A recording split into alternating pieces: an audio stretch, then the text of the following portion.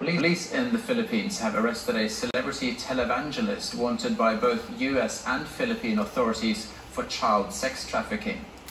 Apollo Kibuloy surrendered to police after a 2-week search of his 30-hectare estate in the city of Davao. Dahil pag binoto mo si Kibuloy, bobo ka. Bobo ka. Bobo ka. Bobo ka. Bobo ka. Bobo ka. Bobo ka ang bulaklak. Papasok ang Reyna, sasayaw ng cha-cha, ang saya-saya.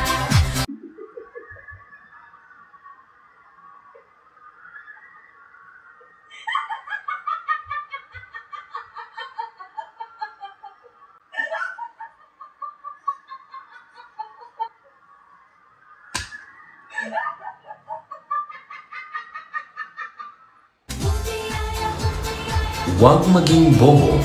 Gamitin ang utak sa pagboto.